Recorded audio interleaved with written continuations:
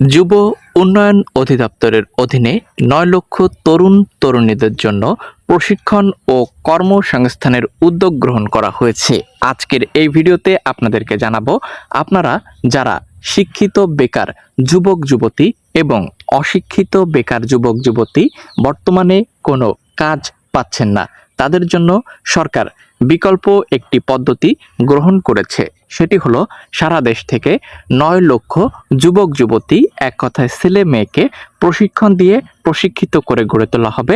তার পাশাপাশি কর্মসংস্থানের সুযোগ সৃষ্টি করে দেওয়া হবে।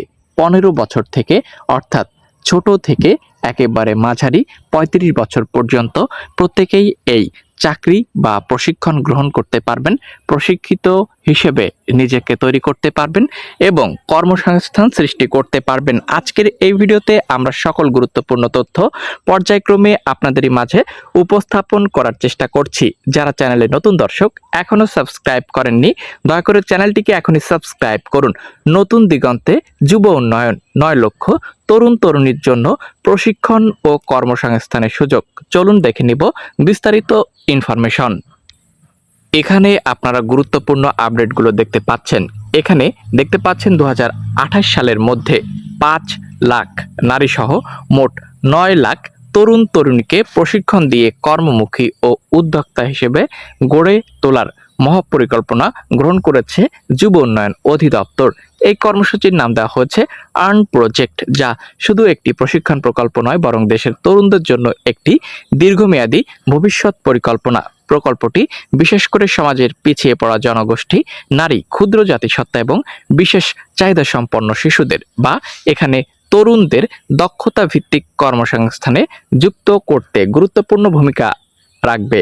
প্রকল্পের মূল লক্ষ্য এবং পরিধি যদি আমরা একটু আপনাদেরকে দেখানোর চেষ্টা করি, দেখতে পাচ্ছেন এখানে পোস্ট অনুযায়ী 15 থেকে 35 বছর বয়সী এখানে মূলত যারা রয়েছে প্রত্যেকেই এই প্রশিক্ষণের আওতাভুক্ত হতে পারবে।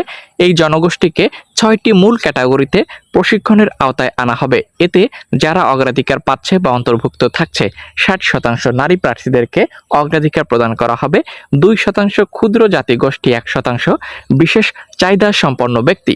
ঠিক আছে, তারা কিন্তু এখানে যুব উন্নয়ন অধিদপ্তরের অধীনে আপনারা প্রশিক্ষণ নিয়ে নিজেদেরকে স্বাবলম্বী করতে পারবেন।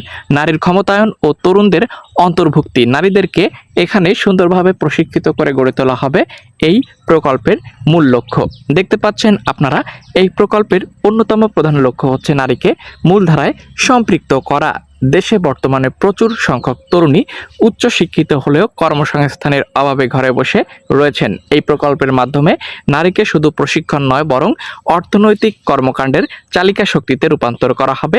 প্রকল্পে নারী অংশগ্রহণের হার 60% নির্ধারণ করাটাই নারীর ক্ষমতায়নের প্রতি, দেখতে পাচ্ছেন, সরকারের অঙ্গীকারের বহিঃপ্রকাশ। ঠিক আছে, তো এখানে মূলত আপনারা যারা রয়েছেন, অর্থাৎ 15 থেকে 35 বছর বয়সী যুব এবং যুব নারী, প্রত্যেকেই আপনারা এই প্রশিক্ষণগুলো গ্রহণ করতে পারবেন এবং নিজেদেরকে স্বাবলম্বী হিসেবে গড়ে তুলতে পারবেন।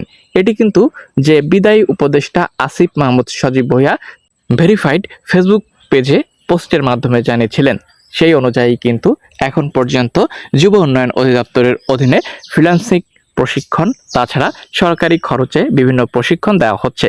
মোটামুটি 28 সালের মধ্যে এখানে 9 লক্ষ ছেলে মেয়েকে প্রশিক্ষণ দিয়ে প্রশিক্ষিত করে গড়ে তোলা হবে, যাদের বয়স থাকবে 15 থেকে 35-এর মধ্যে। তো মোটামুটি এই ছিল আজকের ভিডিও। আপনারা যারা রয়েছেন প্রত্যেকে আবেদন করবেন এবং চ্যানেলকে সাবস্ক্রাইব করবেন। যখনই যুব উন্নয়ন অধিদপ্তরের অধীনে এই ধরনের প্রশিক্ষণ বিজ্ঞপ্তিগুলো আসবে, আমরা আপনাদের মাঝে উপস্থাপন করব।